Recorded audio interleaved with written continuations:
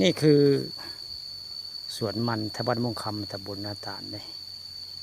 ซึ่งหน้าบุคานี่เป็นผู้บ่งเงี้ยวได้ข้าเจ้าว่าผู้บ่งเงี้ยวไทยบ้านม่วงคำตำบลนาตาลละมงนี่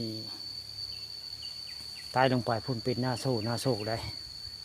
แต่มงนี่เป็นสวนมันไทยบ้านม่วงเลยนี่ไทยบ้านม่วงคำตำบลนาตาลละมงคักได้สวนมันข้าเจ้าอยู่ตีนผู้พอดีได้ตีนผู้บ้านม่วงคำตำบลนาตาลตอนเช้ามีผู้ค้ามาภูมาผาได้มาถ่ายสะพานข้ามน้ำพุงเนาะก็เลยข้ามมานี่ข้ามมาฝั่งนี่ก็เลยเอาภาพสวยงามมาให้เบิ่งว่าง่ายส่วนมันภูเขาภูบักแง่วที่เคยเห็นเขาภูบักแง่วแหละนี่แหละสวนมันไทยบ้านม่วงคำตำบลนาตาลละโมนคักได้สวนมันข้าเจ้า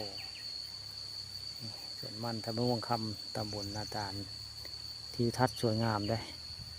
หรือว่าบริเวณนาโซได้มองนี่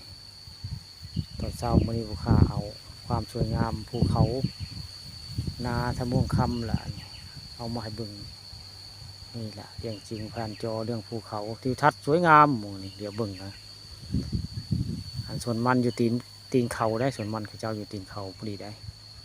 ส่วนมันทะม่วงคำล่ะตำบลนาตาลล่ะเนี่ยคักมองเนี่ยมันเขาเจ้าปีนี้งามเบิกมันอะไรก็คักได้ปีนี้หญ้าบ่ค่อยมีได้เบิ่งแล้วมีแต่มันระคักเบิ่งแล้วก็เป็นมันเหลืองเบิ่งแล้วได้เบิ่งแล้วจะเป็นมันเหลืองในมันอะไรถ้าปีหน้าเป็นราคาคาดว่าเขาเจ้าเขาจะได้เงินหลายได้ส่วนมันไทยบ้านม่วงคำตำบลนาตาลเนี่ยคักได้นี่ก็ผู้ค้าข้ามมาผู้ได้เป็นสะพานไม้ข้ามมานี่แหละหน้าวัดผาเพิ่งบ้านม่วงคำมีสะพานไม้ได้สะพานสลิงงวยไงข้ามมาสะพานไม้เพนเดียวได้ข้ามมาข้ามห้วยมานี่ละตอนเช้ามื้อนี้ผู้ค้าพาเบิ่งสวนมันแล้วก็ภูเขาที่ทัดสวยงามภูมะเงียวโอ้ยไปแต่ไกลนั่นแหละภูมะเงียวภูบ้านม่วงคำตำบลนาตาลล่ะนี่สูงได้ภูมะเงียวนี่สูงเลยพระเจ้าใส่น้ำภูนี่แหละใส่น้ำในวัดผาพึ่งกับภูอันนี้แล้วพระเจ้าใส่น้ำมาก็ได้มันพระเจ้าก็คักได้เบิ่งเลยก็คักมันพระเจ้าเป็นเทเป็นแนวคักได้มันนั่นมันเหลืองนี่แหละมันไทยม่วงคำตำบลนาตาลคักหมดแล้วงามมันพระเจ้าคักได้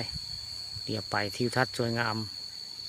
เป็นป่าเป็นเขาคักได้เบิ่งแล้วกระดานบรรยากาศโรแมนติกน่ามาเที่ยวมาชม